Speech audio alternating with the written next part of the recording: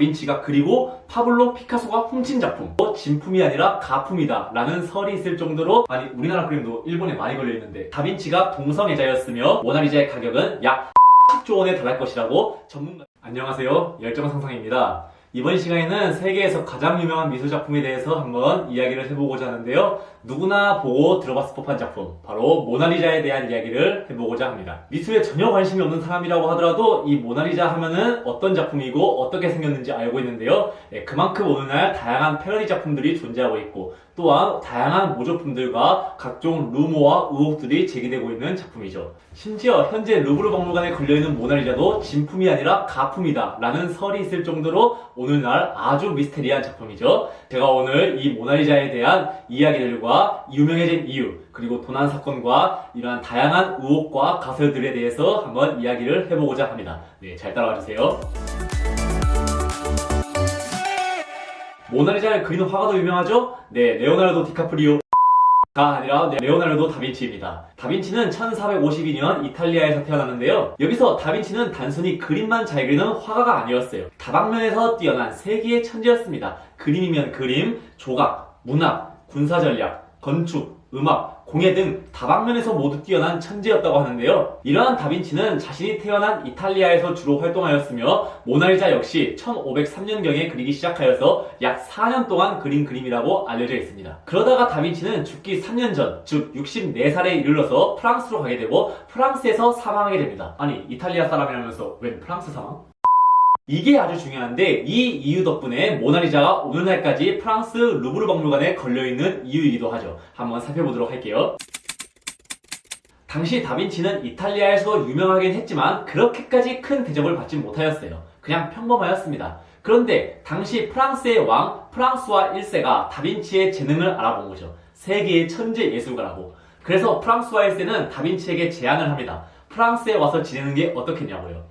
그러면서 다빈치에게 엄청난 혜택과 말년을 제공해주겠다는 약속이 있었죠. 그래서 다빈치는 고민 끝에 늙은 몸을 이끌고 프랑스로 떠나게 됩니다. 이때 다빈치는 자신이 아끼던 그림들을 같이 들고 가는데요. 이 중에서 모나리자도 포함되어 있었으면서 또한 보시는 이 작품들을 모두 들고 가는데 하나같이 다빈치 하면 대표적인 작품들입니다. 3년 동안 다빈치는 프랑스와 1세의 도움으로 인해서 프랑스 대저택 그리고 호화로운 말년을 보내게 되는데요. 네, 쉽게 생각해서 거의 황제급 대접을 받았다고 생각하시면 돼요. 당시 프랑스와 1세가 다빈치에게 얼마나 잘해주었냐면은 다빈치는 이런 유언을 남겼다고 하는데요. 자신을 고국 이탈리아가 아닌 프랑스에 묻어달라는 내용, 그리고 프랑스와 1세에게 자신이 가져온 그림들을 모두 남긴다라는 유언을 남겼을 정도라고 해요. 아니, 얼마나 잘해주었길래.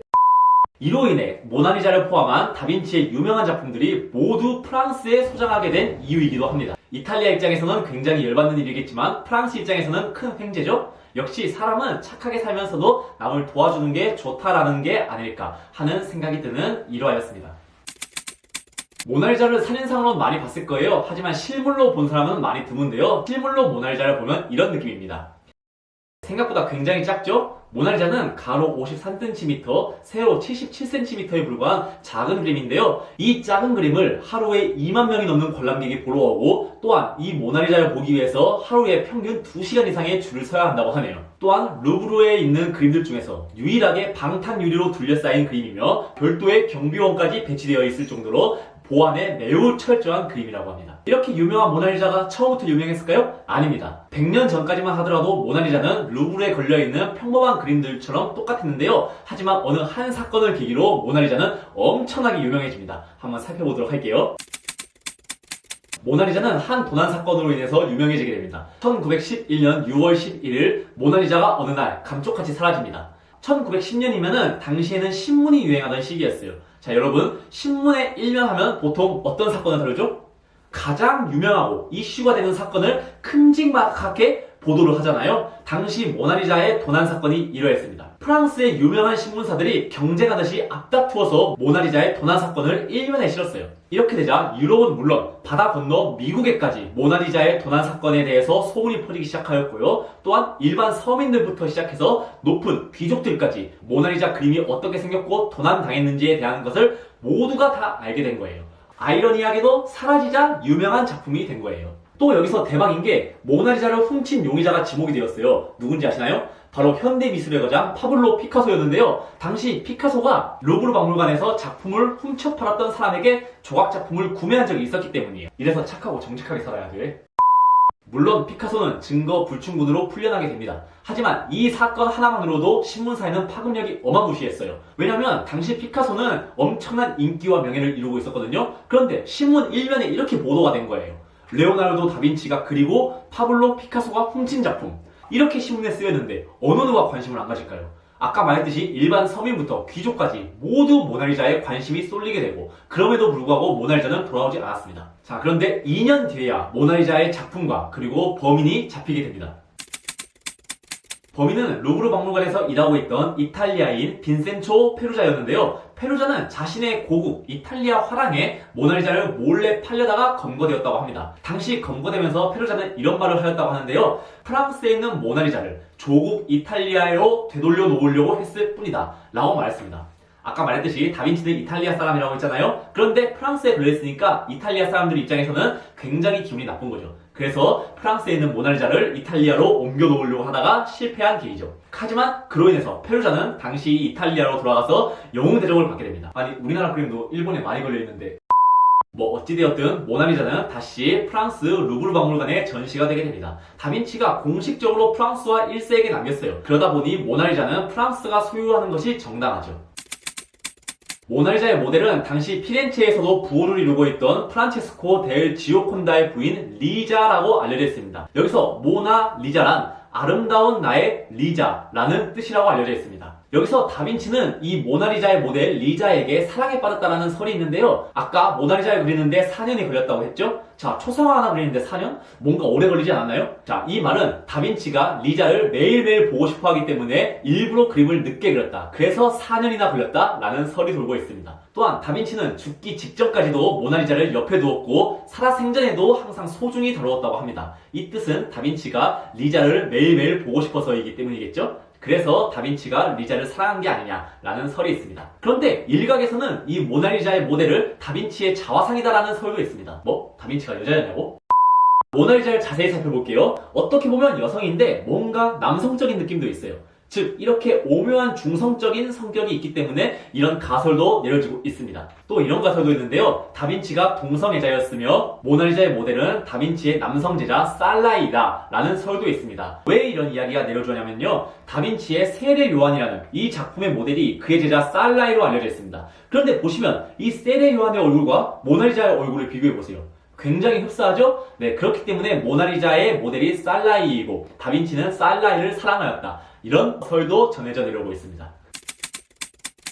우리가 익히 아는 모나리자는 프랑스 루브르 박물관에 걸려있는 모나리자입니다. 그렇죠? 자, 그런데 이 모나리자들 말고도 또 다른 모나리자들이 존재하고 있는데요. 바로 영국의 아일워스 모나리자, 그리고 스페인의 프라도 모나리자입니다. 모두 프랑스에 있는 모나리자와 동시대에 그려졌으며 다빈치 혹은 그의 제자들이 직접 그렸다라고 알려져 있습니다. 이 중에서도 이 영국의 아일워스 모나리자에서는 다빈치의 지문과 그리고 그의 붓터치가 발견되었다고 하는데요. 또 보시면은 본래 모나리자보다 훨씬 젊고 아름답게 그려졌습니다. 그래서 이 아일워스, 즉 영국에 있는 모나리자가 본래 진품 모나리자이며 훨씬 더 오래전에 그려진 모나리자가 아니냐라는 사람들의 추측이 있습니다. 그래서 그런가 이 모나리자는 현재 스위스 은행 비밀 금고 안에 안전하게 보관되어 있다고 합니다. 정말 미스테리하면서도 또 미스테리한 모나리자 그림들이죠.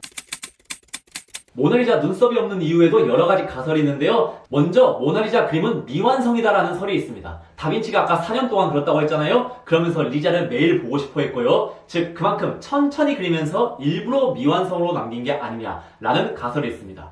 그리고 또 다른 가설로는 당시 시대상의 미인의 조건이 원래 눈썹을 미는 게 유행이었다라는 가설도 있습니다. 실제로 당시 이탈리아 여성들이 눈썹을 많이 밀고 다녔다고 해요. 그리고 또 다른 가설로는 원래 눈썹이 있었는데 시간이 오래되다 보니까 자연스럽게 눈썹이 사라졌다라는 가설도 있습니다. 실제로 2007년 프랑스 과학자들이 고해상도 스캔을 통해서 모나리자 그림을 확인하였습니다. 그런데 모나리자 그림, 즉 색칠 안쪽에 눈썹을 스케치한 자국, 그리고 눈썹이 그려져 있는 자국이 발견되었다고 해요. 이렇게 온갖 추측과 가설들이 난무하지만 모두 확실한 것은 아니죠. 다빈치가 살아있었다면 직접 물어봤을 텐데 안타깝게도 돌아가셔서 못 물어보는 상황이죠.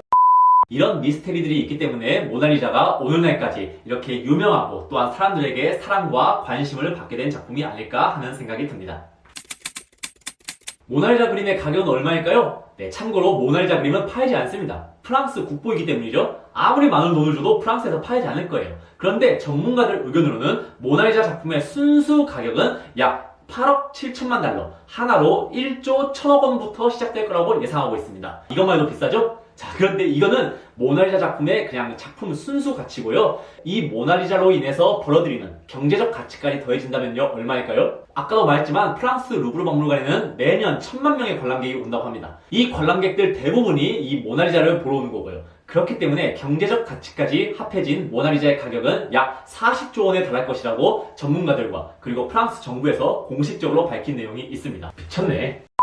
당시 다빈치는 모나리자가 이렇게 유명해지지 않았을까요? 또한 이탈리아에서는 다빈치와 모나리자가 이렇게 유명해지지 않았을까요? 뭐 알았다면 이탈리아에서 다빈치가 이제 프랑스에 가지 못하도록 훨씬 더 잘해주지 않았을까 생각됩니다. 즉 사람 일은 어떻게 될지 모르기 때문에 항상 매사에 최선을 다하고 성실하게 살고 또한 착하게 살면서 남을 도와주는 게 좋지 않나 하는 생각이 드네요.